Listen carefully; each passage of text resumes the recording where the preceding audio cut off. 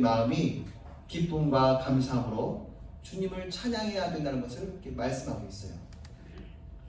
2년 전에요. 남미 이제 페루 나라가 월드컵에 진출하게 되었습니다. 그 시합에서 얼마나 소리를 질렀던지 이 골이 들어갈 때 지진 그 측정기에 잡혔다는 거예요. 그러니까 골이 들어갈 때 국민들이 그냥 와 하고 환호성을 질렀던 그 소리와 함께 박수 치면서 뛰면서 했던 그 모든 진동이 지진계에 잡혔다는 거예요. 대단하죠. 놀라운 일입니다. 우리가 주님 앞에 나올 때 항상 기뻐하면서 뛰면서 예배할 수는 없지만 하나님이 좋아서 하나님을 사모하는 마음으로 예배를 드릴 때 우리는요 그 마음 속에서 감사한 마음이 생기게 됩니다. 특별히 하나님은 우리가 찬양과 감사를 좋아하십니다. 그렇게 우리의 호흡이 닿는 그날까지 우리는 감사와 찬양을 끊임없이 해야 합니다. 믿음이 성숙하면 성숙할수록 그 믿음의 연륜이 쌓이면 쌓일수록 절대 긍정, 절대 감사의 삶으로 무장해야 되는 거예요. 그래서 하나님께 영광 돌리는 삶을 살아갈 수가 있습니다. 시편 150편의 결론은 무엇일까요? 우리 친구들 한번 맞춰볼래요? 저기 다 나왔네요. 그래서 이렇게 150편의 결론은 무엇이겠습니까? 뭐 크게 한번 읽어봐요, 우리 친구들. 네, 맞습니다. 호흡이 있는 자마다 여호와를 찬양하라. 할렐루야. 아멘. 이 말씀이 무엇인 말씀이십니까? 숨이 있는 동안, 숨을 쉬는 동안, 살아있는 동안 여호와를 찬양하라는 겁니다. 여호와를 찬양하면서 감사하라라고 이렇게 말씀하고 있는 거예요. 그러니까 우리는 지금 살아있기 때문에 항상 감사해야 되고 항상 찬양을 끊임없이 해야 합니다. 감사가요 여러분의 운명을 바꿉니다. 감사가 여러분의 팔자를 고쳐요. 감사가 여러분에게 큰 기쁨을 주고 삶의 활력성을 줍니다. 그런데 이 감사가 우리에게 우리 삶 속에서 어려움이 오고 환난을 당하고 괴로운 당하면 감사가 나오던가요? 안 나오죠. 안 나옵니다. 하나님은 범사에 감사하라고 말씀하셨지만 내가 슬픈 일이 있고 어려운 일이 있으면 그냥 내 마음이 우울해지고 오히려 불평이 나오며 불만이 나오고 오히려 어떤 때는요 분노까지 생깁니다. 그러면서도 내 마음을 조금씩 이렇게 진정시키고 그래도 이때 감사하지 않을까? 하나님을 찾아야지. 그러면 조그마한 희망이 생깁니다. 내가 조금씩 하나님을 찾아야지. 그렇게 하면 내 마음에 그래도 조그만 믿음이 생기는 것을 경험하게 됩니다.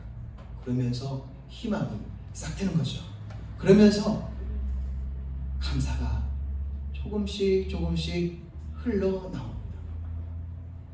그렇게 우리가 짧은 인생을 지나는 동안에 감사와 찬양이 내 입술에서 떠나지 않도록 해야 되고 이렇게 어려운 가운데서 감사가 나올 수 있도록 해야 되는 것은요 습관이 되어 있을 때 이게 가능한 일입니다. 우리가 어떤 힘든 일을 당했을 때는요 그 어려운 일을 당했을 때는 본능이 내 앞에서 내 입에서 이렇게 나오게 되어 있어요. 그래서 어떤 사람은 욕도 나오게 되고 어떤 사람은 그냥 불평 불만이 그냥 자연스럽게 나와요. 평상시에 하는 모습이 나오거든요. 그런 것처럼 우리는 평상시에 어떤 습관이 있어야 되는지를 지금 우리 말씀 속에서도 배울 수 있는 거예요. 감사가 습관이 들어있고 또 찬양이 들어있으면 그 어려운 가운데서도 당장에는 범사에 감사라는 말이 움직이질 않아요. 힘있게 움직이질 않습니다. 그럼에도 불구하고 감사가 어느 순간 되면 때에 맞는 하나님께서 은혜를 베풀어 주셔서 감사가 나오게 되는 것입니다. 시편 50편 23절에 이렇게 말씀합니다. 감사로 제사를 드리는 자가 나를 영화롭게 하나니 그의 행위를 옳게 하는 자에게 내가 하나님의 구원을 보이리라. 아멘. 그렇습니다. 감사로 하나님께 제사를 드리면서 영광을 돌리면서 나아갈 때 하나님은 그 행위를 옳게 여기시고 구원을 베풀어 주신다는 거예요. 은혜를 베풀어 주신다는 거예요. 그러니까 감사 없이 예배드리는 것은 하나님 기뻐하시지 않아요. 하나님 좋아하시지 않습니다. 여러분, 예배 시간에 은혜를 받고 싶죠?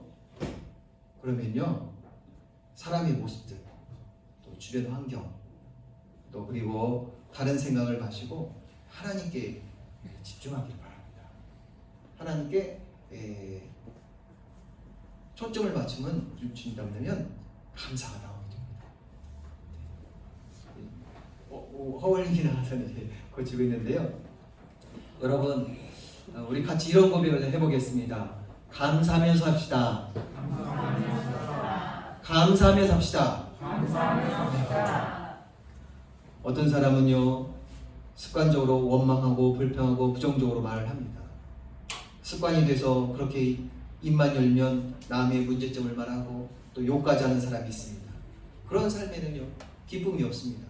자기 스트레스를 해소하고 자기 불만을 이렇게 드러내면 당장에는 좀 스트레스 해소되는 것 같지만 뭐 되는 것이 없습니다. 오히려 나를 더 해롭게 만드는 것이 되는 것입니다. 우리는 감사를 통해서, 감사하는 마음을 통해서 인간관계가 풀리고 건강이 더 좋아지고 내가 하는 것에 열매가 맺히게 됩니다. 1960년 1620년대에요. 그 해에 영국에서 102명의 청교도들이 배를 타고 미국으로 건너가게 되었습니다. 북동부에 이렇게 도착하게 됐는데요. 그 겨울에 얼마나 춥고 얼마나 배고프고 또 얼마나 많이 아팠는지 102명 가운데 44명이 죽었어요. 그런데 그들이 처음에 미국에 도착해서 한 일이 무엇이냐면 교회를 지었습니다. 그리고 그 가운데서도 감사 예배를 드렸다는 거예요. 그리고 그 봄에 농사를 짓기 시작했는데요. 이 사람들이요, 농사를 지어본 일이 있어야 말이죠. 농사를 제대로 지을 수가 없었어요. 모르니까. 그래서 주변에 있는 원주민, 인전들에게 좀 도움을 받아서 이 농사를 지었습니다. 그 가을에 이제 수확을 거둬들이게 되는데, 그렇게 농사 짓지 못하는 사람이 했기 때문에 뭐 얼마나 많이 수확했겠습니까? 어느 정도밖에 못했는데 그 수확이 별로 없었지만 넘쳐나는 감사를 했다는 겁니다. 2달 동안 넘게 고생했던 것에 불평하지 않았습니다. 지난 겨울에 44명의 내 가족이 또 내 친구들이 죽은 것에 대해서 불평하지 않았어요. 영국에 내 재산 모든 것을 다 놓고 하는 것에 대해서도 불평하지 않고 감사의 마음을 했던 거예요. 처음에도 감사했지만 이 감사, 추수감사를 하면서는요, 모든 일에 감사의 조건만 얻어서 그것을 가지고 감사했던 겁니다. 그리고 그날은요, 자기들을 도와줬던 인디언들을 초청해서 3일 동안이나 감사 예배를 드리면서 기뻐하며 즐거워했습니다. 이것이 미국의 추수감사주일의 시초가 되었습니다. 그러면 우리나라의 추수감사주일의 유래는 어떻게 되었겠습니까? 우리나라 추수감사절은요, 길선주 목사님이 이렇게 추수감사절에 대해서 이렇게 말씀하고 있는데요. 조선에서의 감사절은 어두운 조선에 복음이 들어와서 교회가 세워진 것에 대한 감사에서 시작했습니다. 초기 한국 그리스도인들은 비록 나라는 외세의 침략으로 주권을 잃고 어두운 상황 가운데 있었지만 기독교의 전례로 말미암아 우리의 민족의 운명을 사망에서 생명으로 바꾸는 계기가 됐다라고 믿습니다. 그러므로 추수감사주일은 수확한 곡식과 열매로 인해서라기보다 하나님의 은혜로 인해 감사하는 날입니다 라고 말을 했습니다. 그렇습니다. 여러분, 진정한 감사는 고난 중에서도 감사할 수 있는 것이 감사인 거예요. 그렇게 우리가 이 세상 사는 동안에 무슨 어려움을 당하든지 문제가 닥쳐도 또 아프든지 내가 어려운 일을 당해도 또 많은 고난에 처했다 할지라도 주님 앞에 감사와 찬양을 잊지 않고 의도적으로도 해야 되는 겁니다.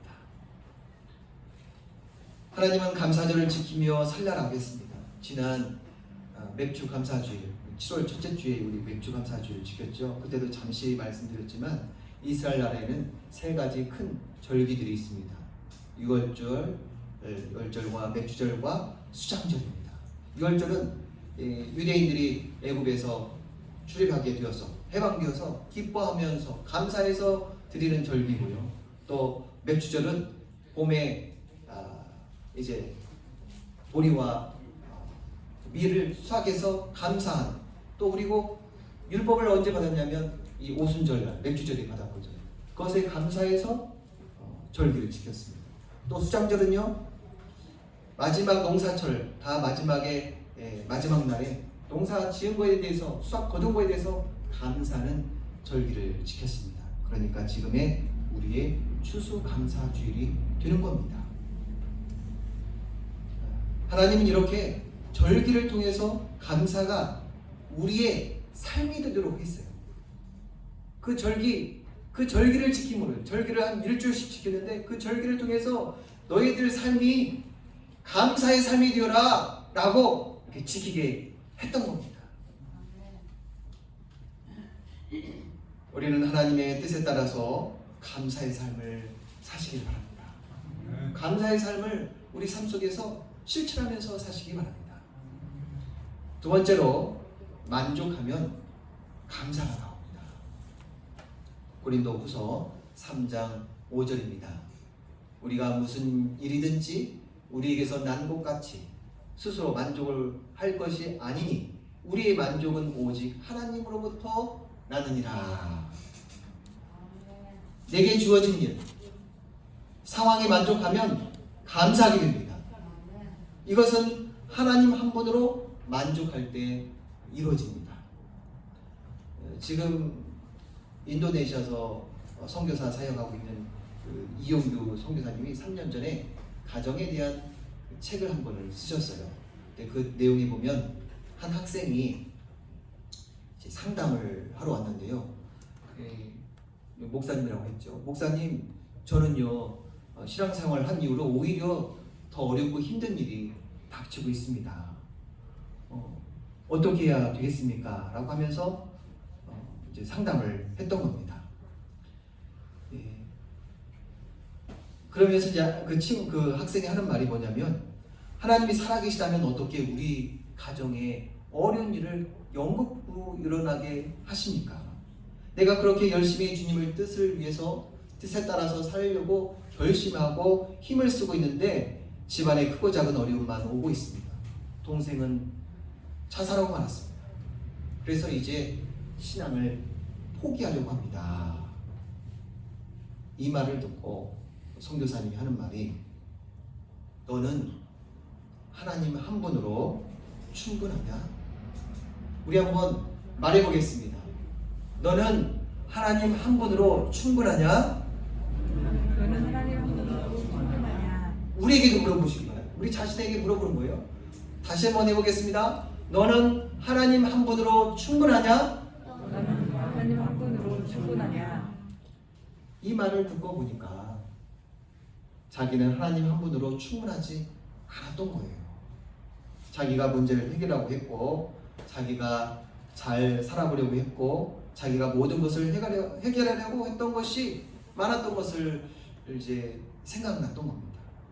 그러니까 모든 문제를 만날 때마다 그것이 내게 절망이고 아픔이고 슬픔이었는데 처음부터 끝까지 하나님께 다 맡겼더라면 내가 이렇게 상처받지 않았을 텐데, 다 하나님께 맡겼더라면 모든 것을 포기하고 싶은 마음도 안 생겼을 텐데.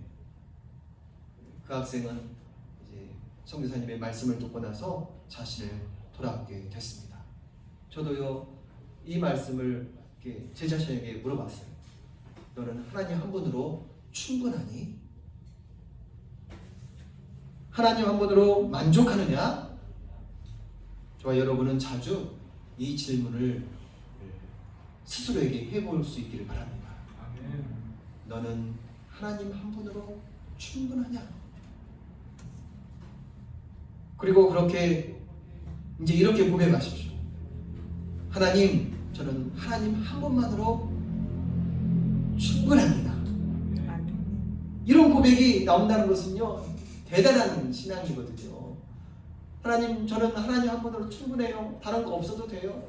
다른 돈 없어도 되고요. 명예 없어도 되고요. 집 없어도 되고요. 하나님 한 분으로 충분합니다. 이렇게 그 친구에게, 그 학생에게 물어볼 수 있었던 이용규 선교사님은요, 자기는 집을 다 버려두고 처음에 몽골로 갔습니다.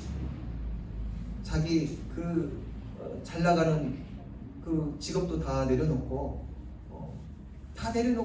친척들도 다 내려놓고 몽골에 갔기 때문에 너는 하나님 한 분으로 충분하냐? 이 말이 나올 수 있었던 거예요.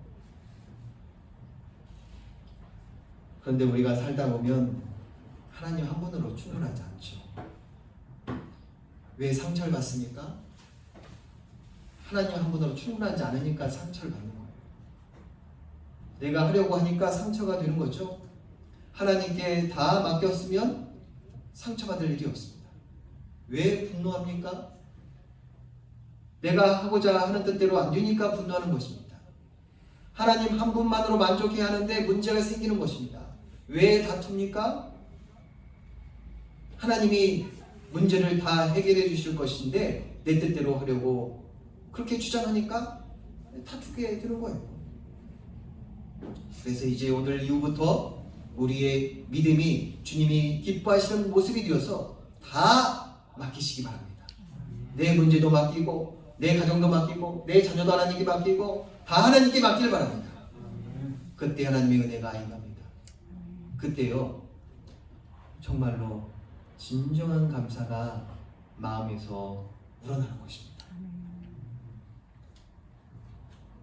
나는 하나님 위에 돈이 더 필요하고요, 하나님 위에 높은 자리도 필요하고, 나를 따르는 추종자도 필요하고, 자주 입을 옷도 필요하고요. 자꾸 여러 조건을 따진다고 한다면 아직도 나는 주님 한 분으로 충분하지 않은 사람인 겁니다. 하나님, 나는 하나님 한 분만으로 충분합니다 하면 하나님이 주실 것인데 순서가 바뀐 겁니다. 내가 다 모든 것을 챙기고 나서 하나님을 찾으려고 하니까 이것도 저것도 안 되는 것입니다. 그래서 먼저 그의 나라와 그의 의를 구하라고 말씀하신 겁니다. 그러므로 우리가 늘 하나님 한 분으로 충만할 수 있도록 감사와 찬양을 끊임없이 하는 삶이 되시기를 바랍니다. 세 번째로, 우리는 우리에게 베푸신 하나님의 선하심과 인자하심 때문에 감사해야 됩니다. 4절, 5절 말씀입니다. 감사함으로 그 문에 들어가며 찬송함으로 그의 궁정에 들어가서 그에게 감사하며 그의 이름을 송축할지어다. 여호와는 선하시니 그의 인자하심이 영원하고 그의 성실하심이 대대에 이루리로다. 할렐루야. 말씀 가운데 선하시니라는 말씀은요, 악의가 없는 선함뿐만 아니라 흠이 없는 아름다운 상태를 말합니다. 이런 하나님이시기 때문에 우리를 향한 인자하심과 성실하심이 영원하신 거예요. 하나님은 오늘 또 저와 여러분에게 이러한 놀라운 사랑과 은혜를 베푸십니다. 고마우신 하나님께 항상 찬송과 존귀와 영광을 돌려드리는 거예요. 특별히 오늘 말씀 가운데 나오는 것처럼 성전 문에 들어갈 때, 또 궁정에 들어갈 때, 그러니까 성전 뜰이죠. 들어갈 때 감사와 찬양을 해야 합니다.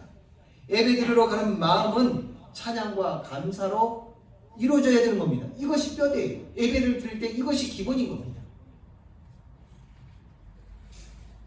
우리는 아버지 하나님을 생각하면 생각할수록 그 사랑이 매우 크심을 경험합니다. 그러면서 발견되는 것은 우리의 흠과 단점이 많다는 것을 발견하게 돼요. 하나님을 생각하면 생각할수록 하나님이 너무너무 고맙고, 또 하나님을 생각하면 생각할수록 나에게 왜 이런 단점이 많은지가 발견된다는 겁니다. 우리 자신을 보면 얼마나 문제가 많던 사람인가요? 죄짓고 불의하고 방탕한 삶을 살았습니다. 때때로 남을 짓밟고 또 피해를 줬던 적도 많았습니다. 내 뜻을 이루기 위해 고집 부리고 혈기 부린 적도 많았습니다. 내 방식대로 일이 되지 않으면 그냥 기분이 나빠졌어요. 그런 허물투성인 우리를 무조건 사랑하신 하나님의 그 선하시고 인자하시는 데에 우리는 영원토록 영광과 찬양을 드려야 되는 거예요. 하나님의 사랑은 무조건적인 사랑입니다. 내가 어디 사랑할 만한 구석이 있어서, 자격이 있어서 하나님이 나를 사랑하시겠습니까? 그냥 내 아들이니까, 하나님 보시기에 내 딸이니까 무한한 사랑을 우리에게 지금 보내주시고 있습니다. 그 사랑을 경험해 보시기 바랍니다. 여러분, 소아 조루증이라는 말을, 그 질병을 한번 들어보셨습니까? 소아 조루증. 이것은요, 보통 8배 빨리 늙는다고 합니다. 그러니까 1살 되었을 때 8살이 되는 거예요. 한 아이가 소아 조루증에 걸렸는데요, 11살 된 어린이가 키가 1m 7cm 정도 되고 몸무게가 14kg, 적은 편이에요. 그렇게 아주 적은 아이가 있었습니다. 그런데 신체 나이는 80대였던 겁니다. 이 소아 조루증 때문에 그랬던 건데요, 이 소아 조루증에 걸리면 15살에서, 우리나라에 15살에서 17살 되면 이제 세상을 떠나게 됩니다. 그때 되면 벌써 100살 가까이 되기 때문에 세상 떠나는 거예요. 치료약도 없어요. 세상에 별 이런 병도 있습니다. 그런데요, 그 아버지가 누구냐면 어느 교회 목사님이셨습니다. 그 목사님이 처음 기도 내용입니다. 소아 조루증이 대한민국에 한 명이 있었는데 어떻게 그 한 명이 하필이면 내 아들인가요? 하나님께 제 삶을 드리겠다라고 약속했는데 저한테 왜 이러시는 겁니까? 많은 거 바라지도 않았습니다. 그냥 보통 아이처럼 살 수 있게 해주십시오. 불쌍한 우리 아들을 긍휼히 여겨 주옵소서. 이렇게 기도를 하셨어요. 이제 시간이 흐르면서요, 죽음 또한 하나님의 섭림을 받아들이면서 온 가족이 지금 살아있는 것을 감사하자, 이제 생각을 바꿨어요. 어차피 누구에게나 죽음은 다가오는데 이렇게 절망하며 하루를 보내지 말고 살아있는 것을 감사하자라고 마음을 다잡았던 겁니다. 이런 상황을 목사님께서 내 새끼손가락이라는 책에 쓰셨습니다. 그 책에 이런 고백을 합니다. 한때는 나보다 먼저 세상을 떠날 아들과 함께 하는 그 운명이 너무나 혹독하고 가혹하다라고 생각했습니다. 그런데 어느새 그 원망과 분노는 사라졌습니다. 지금 내게 중요한 것은 즐겁고 행복하게 하루하루를 보내는 것입니다. 행복하다고 느끼는 시간을 있는 그대로 즐기는 삶이 내게는 가장 가치 있는 삶이 되었습니다. 여러분, 오늘 우리가 살아 숨쉬는 이 자체에 대해서 감사하고 찬양하시기 바랍니다. 여러분에게 있는 문제보다 하나님을 더 바라보십시오. 여러분에게 있는 상처보다 하나님을 더 생각하길 바랍니다. 여러분에게 있는 그 얽히고 설켜 있는 그 문제를 바라보기보다는 하나님을 더 생각해 보십시오. 그러면 그때 감사가 조그맣게 나온다는 것을 느끼게 될 것입니다. 그때 눈물이 흐르고 가슴속 깊은 곳에서 하나님이 고맙고 감사해서 뜨거운 마음이 이렇게 생깁니다. 여러분, 절대 긍정, 절대 감사로 주님께 영광 돌리며 사십시오. 사랑하는 여러분, 감사가 삶이 되기를 바랍니다. 이 시간을 같이 찬양하기를 원합니다. 우리에게 감사와 찬양이 끊이지 않기를 바랍니다. 같이 찬양하겠습니다.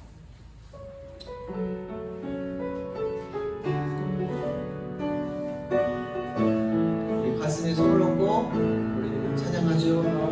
무엇하신 주 감사, 모든 것 주신 감사, 지난 추억을 감사, 주의 옆에 계실 때 향기로운 목소리 감사, 외로운 가을날 감사, 사라진 눈물도 감사, 나의 영원하게 응답하신 기도 감사, 거절하신 것 감사, 그래처럼 눈부신 감사, 모든 것 채우시는 만물과 기쁨도 감사, 절망 중에도 감사, 주라고 하는 감사, 크신 사랑 감사를 깊게 장미꽃 감사, 장미꽃까지 감사, 따스한 나죠, 이밤 주신 것 감사, 기쁨과 슬픔도 감사, 나를 평화를 감사, 내일의 희망을 감사, 영원토록 감사해. 이 시간 함께 기도할 제목을 드리겠습니다. 손을 모으고 같이 기도하죠. 감사가 메말라 그는 이때 우리 마음을 촉촉히 적셔 주셔서 마음 깊은 곳에서부터 감사가 흘러나오게 하시고, 슬플 때나 기쁠 때나 어려울 때나 즐거울 때나 감사가 끊이지 않게 하시고, 감사가 삶이 되어 우리 인생이 바뀌고 형통하게 되고 내가 세상에서 빛으로 소금으로 살 수 있도록 시간 소리 내어서 기도하겠습니다. 은혜로우신 하나님 아버지, 은혜로우신 하나님 아버지,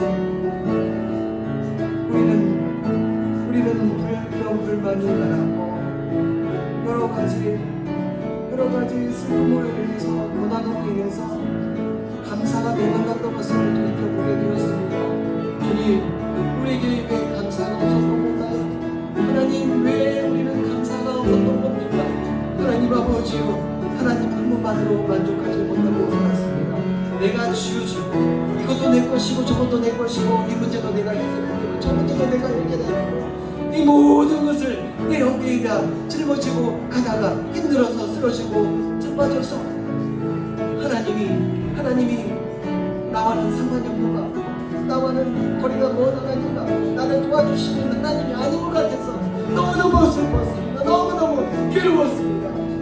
하나님을 믿으면 잘 되는 거 같고 모든 것이 행복해야 되는데 그렇지 않고 오히려 어려운 일들이 더 생기고 어려운 시험이 더 하나님 마음에는 더 아픔이 일어나는 것을 볼 때 우리는 감사하지 못해서 우리 하나님 아버지여, 우리 하나님 아버지 우리를 여겨 주셔서 이제 다시 감사한 마음이 우리 마음속에서부터 이제 감사가 마음속에 나올 수 있도록 도와주시옵소서. 하나님 아버지요,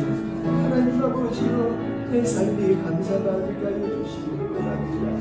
내 삶이 착하게 될 수 있도록 도와주시옵소서. 오 하나님, 나를 사랑하시는 내 하나님 아버지, 내 희망이 되시는 하나님은 나에게 영원토록 성실하심과 인자심을 베푸시는 하나님이시기에 감사하면서 그 사랑을 느끼면서 살아가게 하여 주시옵소서. 하나님 아버지, 우리가 숨쉬고 살아있는 것 자체가 감사이고 신비이고 감동인데 우리는 불평불만 원망하면서 살았습니다. 내 삶의 어려움과 고난으로 감사가 사라졌습니다.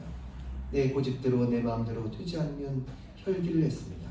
이런 모든 것을 용서하시고 정결하게 하옵소서. 이제 예배를 드리기 전에 감사와 찬양으로 주님께 나아갈 수 있도록 해주십시고 하나님 한 분만으로 만족하며 살게 하옵소서. 하나님의 선하심과 인자하심과 성실함이 내 평생에 항상 있게 하옵소서. 사랑이 많으신 예수님의 이름으로 기도드립니다.